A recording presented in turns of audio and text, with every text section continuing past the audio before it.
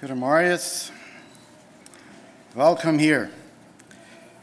Het is immer goed wanneer we ons in God zijn huis treffen en ons van hem zijn woord wat zeggen laten. We hebben alle zelfs thuis de Bijbel gelezen en we hebben alle zelfs gebed. Maar daarna is het immer waar. Excuse me. Immer war wertvoll, wenn wir uns in Gemeinschaft mit den Gläubigen treffen. Wir als Männer hatten das Werk ein bisschen Tupkum im Bosch. Und ich für mich glaube, dass wir ein großer Segen, especially die eine Message, was wir da hatten von das Volk Israel uit Egypten uittragen daar. Het we alle zijn wertvoll, zoals we in Bosch gaan en im Licht nemen, hoe het dag weer. Aber als dat einde kwam, dat wo Gott gesagt hat, dat al die Männer, wat 20 Jahre alle zijn, die worden in de Wildnis liggen blijven. En als ik dat zag, dat de jongens, de jongere mannen, de jongen en al de anderen, die blijven heen. Dat ging mij zeer diep. En ik dacht aan, wat hebben we, die wat er nu liggen blijven in de wildnis, in de wüste, wat hebben we hen gegeven, dat zij waren met moed en freudigheid en Kanaan en gaan kunnen. Wo wir diese Männer alle in der Wildnis liegen bleiben mussten, wir wollen sie unzufrieden werden. Weil sie nicht zufrieden werden mit was Gott entgeben hat. Und sie mussten alle bleiben. Ich kickte das so lange, ich sagte, die jüngere Generation, die jung, und einer nur dem anderen von der Älteren, die bleiben durchliegen. Wir bleiben da stehen.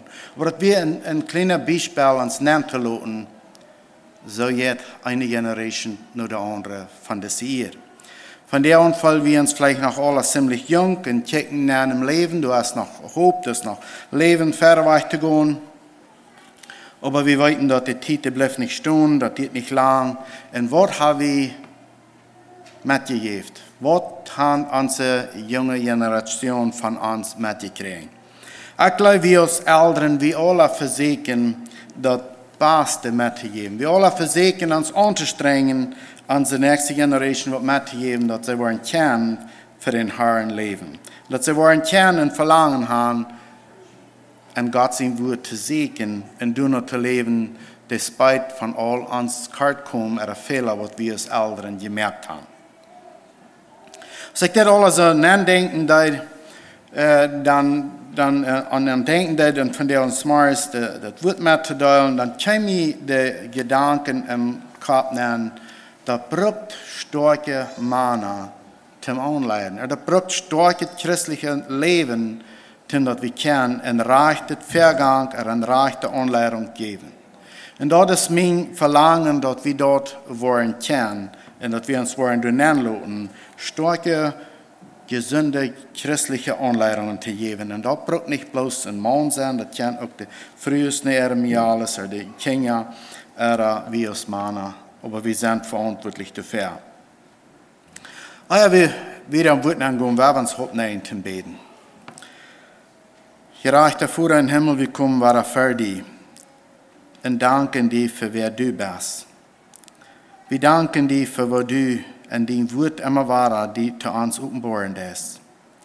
Und ich bete von dir an, wenn wir uns nennen lassen, in dein Wort, dass das uns was stärken, dass das uns was reinigen, dass das uns was Anleitungen geben, wo reich zu leben hier auf dieser Erde, nu in der Zeit, was wir hier sehen. Vorher, wenn wir uns nennen lassen und checken, wo viel auf der Erde ist, was nicht nur dein Willen ist, dann sieht uns das dies da. Aber wenn wir an den Worten checken, dann sei wir Licht. Und vorher ist mein Verlangen, dass ich kann immer weiter mir an den Wort erfreuen und abbühen. In Jesus' Namen. Amen.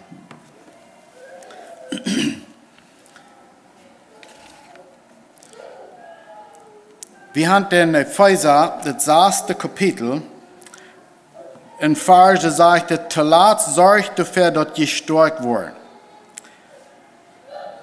So, das ist eine Abgabe, wo es sagt zu uns, dass wir wollen dafür sorgen, dass wir wollen stark werden. So, das gibt uns die Andienung, dass das Wort nicht von selbst kommt, da wo wir können, da wo wir selber zu beitragen, dass wir stärker werden. Als ich das hier lesen würde und dachte, dass wir dafür sorgen, dass wir stärker werden, dann dachte ich an, als wir hatten kleine Babys gehabt, dann wären wir ganz pünktlich dabei, das Baby eten zu geben. Und das war wie an, das regt nicht zu, so wie deuten bloß 4-mal oder 3-mal im Tag, das regt für ein Baby nicht zu. Da müssen wir im Bett Eintrag dabei sein, dass das Baby nicht bloß schlemmen, nicht bloß rohren.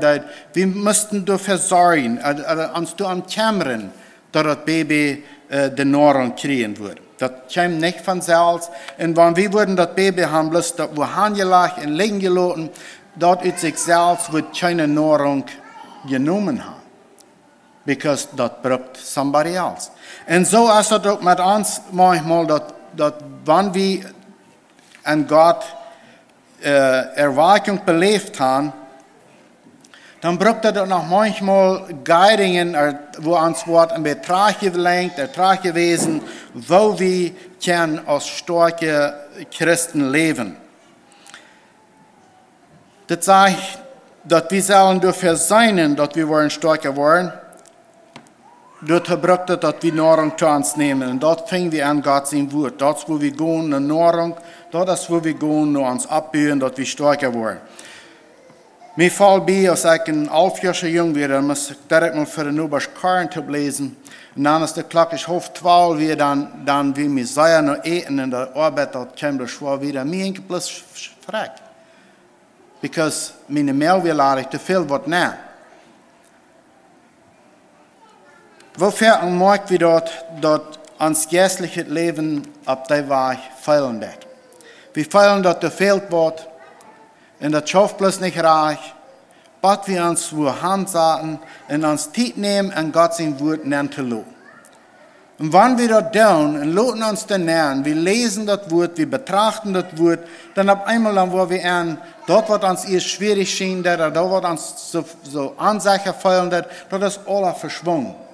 Oder das ist nicht mehr durch. Wenn wir uns dann fragen, was haben wir getan, dann können wir nicht durch wissen, das wird echt deutlich, das wo wir eigentlich nicht so Ansagen fallen, oder anders als wir sind nur ohne Gott gekommen. Er hat uns gestärkt. Und dort, wo wir nicht so miserabel fallen dann. Vers 11 sagt, leichen das Geschirr ab, das Gott für ihn bereit hat, dass je bestehen kann, wann die düstere Zeiten kommen. Oder der bei sich Findchen angreift, sagt er. Und das kann sein in unseren Gedanken, das kann sein, durch das, was andere gesagt haben, oder durch das, was andere uns in den Stich gegangen. Da kann auf so viele verschiedene Wege kommen, dass wir uns durchfallen.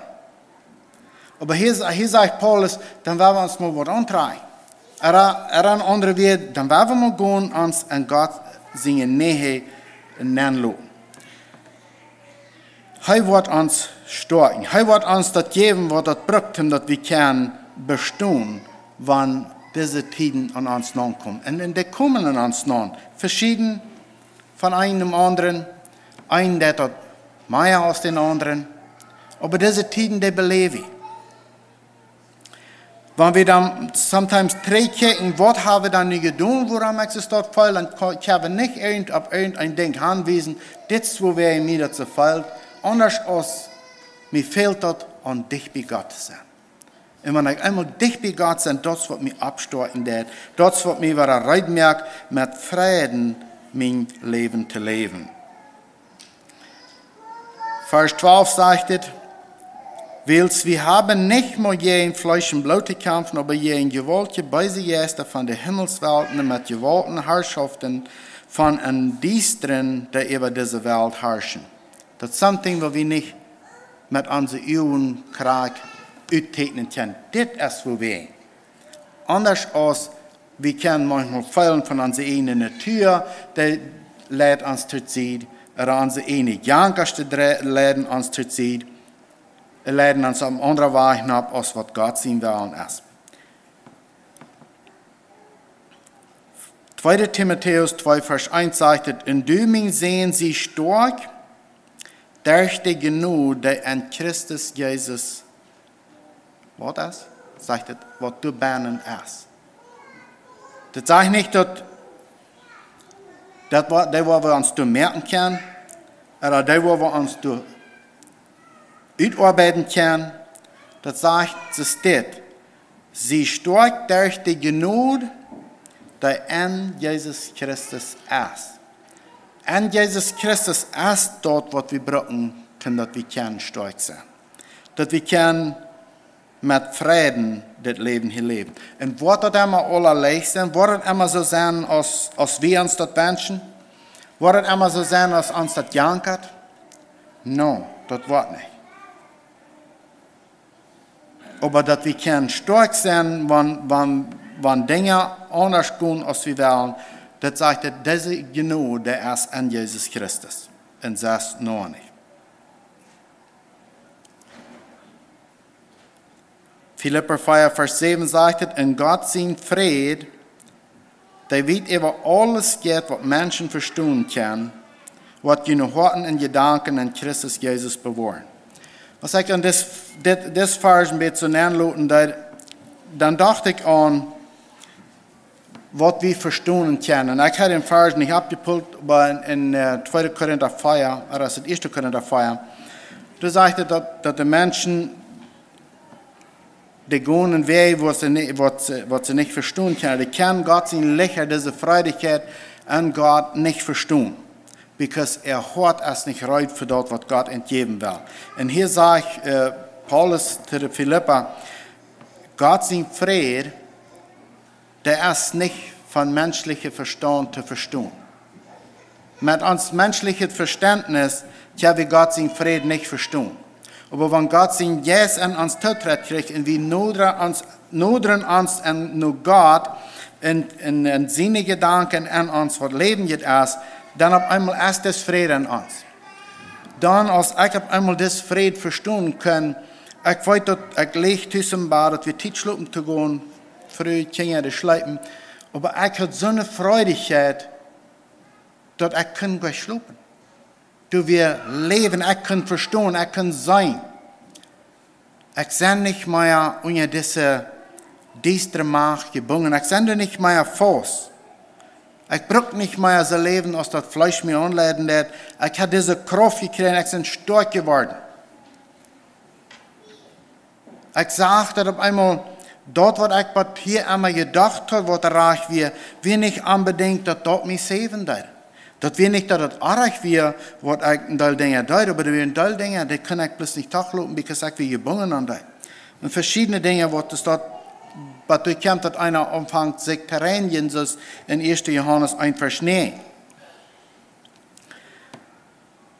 2. Petrus 3, Vers 18 sagt es, aber was en Genade in Anerkenntnis an unseren Herrn und Heiland Jesus Christus. Hij soll die ihr von das alle kriegen. So das ist nicht, nu haben wir das gekriegt und dann weit wir dort, nu sind wir zufrieden, das, was wir gekriegt haben, das zu tun. Das sagt, dass wir wollen wissen.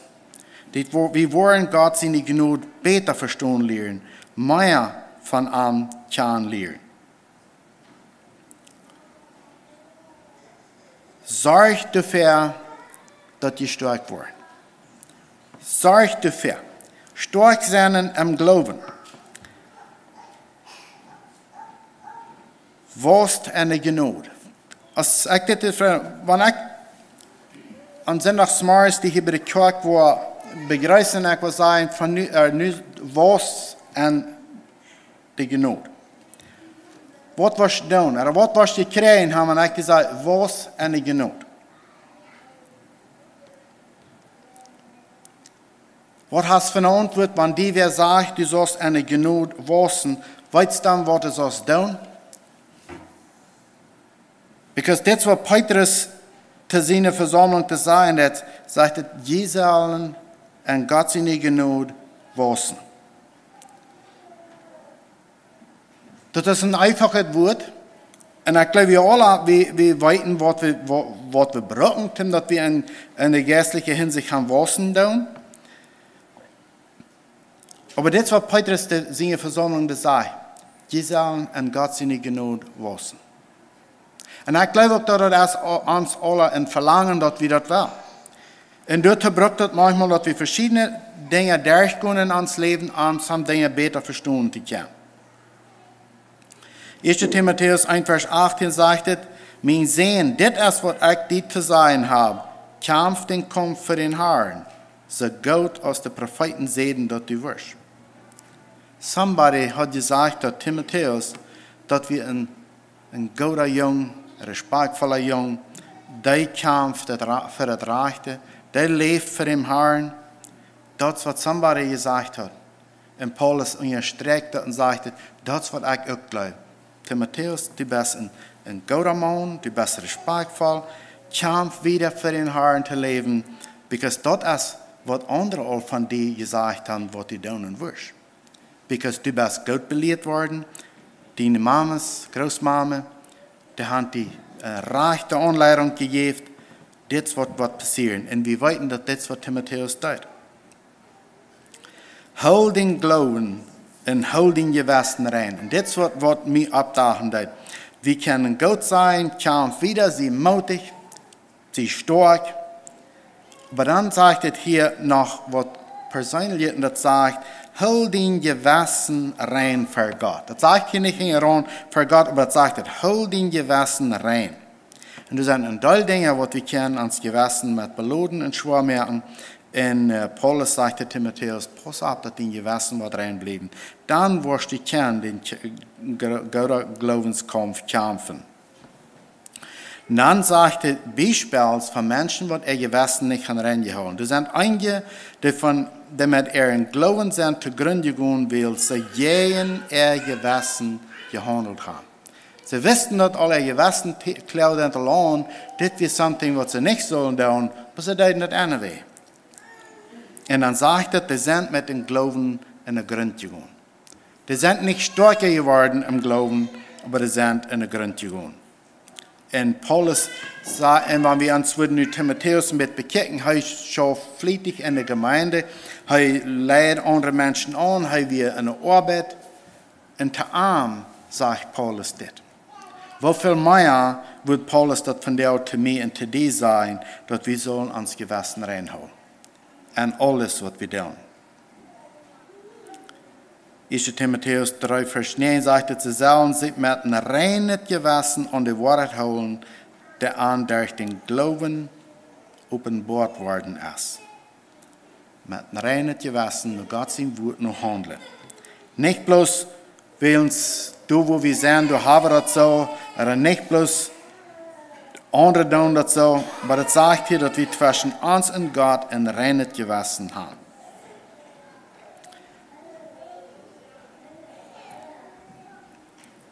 Titus 1, Vers 9 sagt, er soll sich auch treu an das wahrhaftige Wort holen, das er gelehrt hat, dass er andere durch eine gesunde Lehre vermonen kann in seine Gene Strophen. So Timotheus kriegt Titus kriegt diese Anspornung, dass er soll dann sein, dass die Lehre, was er lernt, wird gesund sein, dass andere das verstehen können und sich treu gewesen fühlen. Wir können auf verschiedene Wege uns anspornen, Mut im Glauben zu wachsen oder zu leben. Oder wir können auch mit wenig wird dort, was uns Bruder oder unsere Schwester tut, die so viel merken, dass ich weit besser als sei, oder dort, was ich das reicht als andere, dann wird das nicht abbühen. Dann wird das nicht das Mut zu sprechen, so als Paulus seine Mitarbeiter hier Mut zu sprechen. Er sagt, denkt an das Gewissen, was rein sind für Gott. Paulus sagt an anderer Stelle, dass er weiß, dass sein Gewissen für Gott rein ist. Und all das, was er manche Menschen gehandelt hat sein Gewissen auch nicht schwer gemerkt. Er ist sich überzeugt. Aber wir wissen, dass an ein paar Stellen, dass Paulus auf einmal sagt, oh, hier sind nicht arg. Hier muss er trägen ein bisschen anders handeln, because er hat gegen das Gesetz gehandelt. Wir sagen vielleicht manchmal, gegen das Gesetz handeln ist vielleicht nicht ganz so wichtig, aber Paulus ist hier antwortet, dass er gegen das Gesetz hat, ein hoher Priester ausgestellt, dann sagt er, sorry, ich wusste das nicht. Da hatte ich nicht so zu tun haben, das ist disrespektvoll. Und wo sind wir in uns Reden gegen uns Nächsten, oder gegen andere, gegen Obrigkeit, oder was immer? Wo do wir reden wir disrespektvoll? Paulus der sagt auf einmal, das ist nicht reich, was ich tue. Wenn ich so disrespektvoll rede, das ist nicht reich. Und das kommt manchmal darauf an, wenn unser Government Entscheidungen treffen, die nicht gut sind, was wir sagen, was schuld sind, oder uns wegleiten tun von dort, was Gott sein will, ist, dass wir würden leicht bereit sein, auf eine Weg zu reden, dass nicht respektvoll ist. Und wir denken nicht an, dass uns Gewissen für Gott ein bisschen gerissen worden ist. Ich habe manchmal, das ist das vielleicht, wenn wir uns ein klares Plastik über die Uhren tun, dort merkt uns noch nicht viel schlechter sein. Aber wenn wir uns das Plastik 30 Mal für die Uhren gerollt haben, dass danach kriegt das klare Plastik, aber dann kann auf einmal bloß nicht mehr sein. Das schafft nicht. Aber ein klares Plastik, da können wir fein klar durchgehen. Das ist nicht ein Problem. Aber so das, wenn wir uns Gewissen belohnen tun, wie langsam, dann auf einmal können wir die Wahrheit nicht reich sein. Hebräer 3, Vers 14 sagt, wie gehören ganz wirklich zu Christus, wenn wir dort vertrauen von Anfang an festhalten. Es ist immer wahr an Eiven, und holen uns an dort, was wir da finden tun. 1. Petrus 3, Vers 15, da sagt es, aber heilig Gott den Herrn in den Hort. So war drei nur die Frau, wenn ich in Sonntagsmorgens die hier begrüßt und ich zu dir sage, heilig Gott dem Herrn in den Hort. Was warst du tun? Oder was habe ich dir angesprochen zu tun?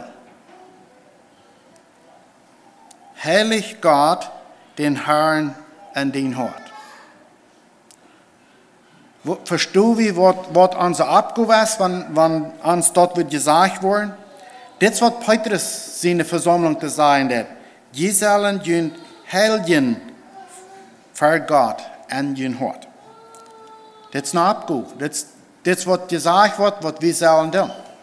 Und was tun wir dann? Oder was haben wir dann von Arbeit für uns? Oder was tun wir dort, wenn wir uns heiligen? Das ist, was Petrus zu seine Tauhierer designt hat. Das wird heilig, und ich weiß nicht, wo das an die ist, aber als ich abwasser, wenn ich das wird heilig hier, dass wir weit mehr als ich verstehen können, und das wird bloß dann sein, wenn wir dicht bei Gott kommen, oder wenn wir würden im Himmel sein, dann wird es heilig sein. Petrus hier aber sagt zu seinen Tauhierer, heilig Gott den Herrn in den Hort. Wir können das Wort heilig auch anders übersetzen. Das ist nicht korrekte Bedeutung, aber das ist ein Part von dort, man würden sagen, weil wir uns rein merken für Gott. Reinigen, dass wir in alles rein für Gott durch sind. Das wird meistens selbe Bedeutung sein, vielleicht nicht korrekt. Aber das, was Petrus seine Tauheilige anspornen, das, wo wir nur kicken sehen, dass wir Gott heilig holen in unseren Hort. Seht immer mit einer Antwort reut für die einen Grund fordern für die Hoffnung, die je haben, bloß dort das leichttulich und respektvoll. Respektvoll die Antwort geben, was wir an uns klar haben, das Leben, ewiges Leben an uns Hort ist. Nicht bloß wie Antwort, aber ewiges Leben ist an uns Hort. Wir haben uns gereinigt, wir haben uns heilgeloten von Gott sein Wort.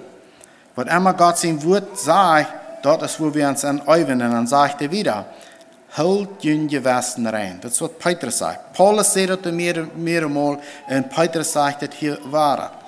Holt den Gewissen rein. Dann machen die sich schließlich schämen, die du wegen über den Schlechtes reden, dass die Christen sind. Ich habe das hier vielleicht einmal euer gesagt, aber somebody came mal zu mir und sagte, dass ich nicht weiß, was das mein blieb, dort, was du gelehrt hast. Und ich wusste dort all, dass du bloß was zu sein, dort wir nicht das rechte Ding tun. Ich las die Versen, ich kann die Versen auswendig, ich sehe bloß, was die 14., 15., 16. Vers, ich sehe die bloß auswendig an, und das ist, was ich sehe in der Conversation, wie dort ein. Ich brauche mich nicht defenden für dort, was er mich käme frei. Ich leite Gott sein Wort sich defenden, because er hat Gott sein Wort angekündigt. Wenn Gott an uns Leben ist, und das, was Leben jetzt ist für uns, dass wir wissen, dass wir haben, was Leben kriegen. Leben ist so, was Freiheit ist. Also, wo Leben ist, du hast auch Freiheit, Verweichtigkeit. Da ist nicht, dass uns das dann schwierig scheint, ja, das kann sein, dass uns Dinge schwierig scheint, aber Leben ist immer so, was du wieder willst. Das Leben in sich selbst bleibt nicht stehen. Und wenn dort an uns ist, dann sagt Paulus, dass wir sollen Petrus ans Gewissen reinholen und seien die Menschen respektvoll zu antworten für dort, was ich weiß, was Leben ist. Und dort können wir auf viele verschiedene Wege an uns nachdenken, dass in Epheser 6, Vers 13 sagt, dass wir uns alle Wege, auf verschiedene Wege, die gewähren, was Gott reingestellt hat, uns zu verantworten und uns lehren sollen. Und das ist ein Punkt von Gott heilig mehr an uns leben. Und in der 13. Vers sagt es, dass wir ausrichten können, oder dass wir wollen stehen können, wenn auf verschiedene Wege uns aufgeprüft wird. Von Menschen, oder von unseren eigenen Gedanken, oder von der düsteren Macht, was ich am Anfang auch hatte, in einem Vers, was immer an uns nachkommt, dass wir diese Heilung an uns, das Leben an uns, was du sein, dem respektvollen Menschen Antwort geben. Und dann brauchen wir uns nicht verantworten, aber dann wird Gott sein Wort sich verantworten. Wo wir uns bleiben, wo wir uns von lehren lassen, wo wir uns von leiden lassen, dann wird Gott sein Wort verantworten. Ich las mal eine Geschichte von einem Mann, ich hatte den Namen vergessen, aber er reist in ein Zürich, da sind viele Menschen, und dann ist da einer, der nicht an Gott glauben wird, und der prüft ihm da auf. Auf verschiedene Wege, der ihm aufprüfen. Und das Mann, der macht das über dem, und er hat bloß einmal eine Bibelvers angegeben. Und dann sage ich gerne, auf einmal, weißt du das nicht, dass ich an die Bibel nicht glauben darf? Und dann sagt er, bloß war eine Bibelvers, dass die, den du nicht wollen an Glauben, die wollen zu Grund gehen, oder something like that. Er sagt, keine von seinen eigenen wie dabei. Er hat bloß immer war Bibelversen gekommen. Sagt eine Bibelvers haben, für das, was Jana früher gesagt hat. Und über den fahren sie so steht in ein, 3 Jahre later, und auf einmal hat das Mann einen Brief in den Pass. Und dann schrift Jan Mann, dass er hat sehr versucht, aber dort zu kriegen, dass er wird seine Weisheit dabei flechten. Aber jedes Mal, wenn er hat, wird Gottes angesagt, dass er immer ein Teil geschnitten. Und von der an ist er gläubig. Dat we 3 Jahre later, wat das Mann im Brief steht. Und das kommt darauf an, dass wir uns manchmal selbst verantworten für die Kirche, wo wir zugehören, oder für das, was wir glauben, wir wollen uns selbst so sehr verantworten, dass wir uns selbst festhalten. Und deswegen ist es wichtig, dass wir Gott sein Wort, dass wir Gott an uns heilig halten, und dass dort uns allerheiligste ist, und dass Gott sein Wort an uns die Antwort ist. An uns Leben, an unser Wir, an uns Benehmen, und dass wir respektvoll andere Menschen ihre Decision lassen. Kriegst du das Mann, du im Zürich. Er leitet ja einen Montag, er sagt, du nicht bei, er soll das oder das oder ja, der bloß Gott sein Wort dabei sein, du kannst sein und dort schafft. Gott sein Wort, dort ist was Leben geben wird, und nicht unser eigenes Verständnis, oder was wieder alles verstehen kann. Gott sein Wort lebt. Nach Hebräer 3, Vers 12, glaube ich, ist es, oder 4, Vers 12. Gott sein Wort lebt, und wenn wir dort anwenden, dann dort wird durchschneiden. Aber wenn wir uns Verständnis, unsere Meinungen dabei flechten, dort ist nicht dort leben. Dort kann sometimes helfen, dass wir some Dinge besser verstehen können, wenn wir was bei sein wird, aber dort ist nicht leben. Dort ist, was wir von verstehen können. Wir werden Menschen helfen, so gut als wir können. Hier sagt es, dass wir das Bereitschaft anwenden, was Gott für uns bereit hat, dass wir stehen können, wenn verschiedene Versicherungen an uns nahe kommen. Und dann sagt es, fast mit der Wahrheit, in der Gerechtigkeit, der Friede, der Gott geben wird durch Jesus Christus. Das wird alles, was immer an uns nahe kommt, als eine Fehl, da wir Gott sein Wort lassen, die Antwort sein für dort. Und dann können wir uns Gewissen reinholen und in Segen sein für die uns zuhören tun. Und dann sagt es in der 17. Vers, ich was 18 auch lesen, sagt es, aber alles nimmt den Glauben als ein Schild, wo der Beiser mit seinen brennenden Pfeilen nicht durchschreiten kann. Jene Radung sagt ihn ab als ein Haut, Gott sein Wort als ein Schwert, dass der Jes geht ja. So soll ich schon sehen. Gott hat alles abschreiben, was er braucht, um das Leben retten kann. Dass wir können stark sein im Glauben. Dass wir bestehen können, wenn verschiedene Dinge an uns Land kommen. Und ich wollte gleich zu sein, wenn wir wollen so und so leben, dann wird es immer schön sein. Aber das verspricht Gott sein Wort uns nicht. Wir wollen auf verschiedene Wege, auf verschiedene Städten durchgehen, wo uns das Wort an uns Körper oder an uns Gedanken oder wo immer wir sind, das wird uns schwer vor. Und wir wollen dort Entscheidungen mehr machen. Und ich will mal an eine Zeit in meinem Leben auf so einem Platz, dass ich nicht, oder dass ich das weiß, so aus der Situation ist, ich weiß nicht, rechte Entscheidungen zu treffen. Ich kann nicht.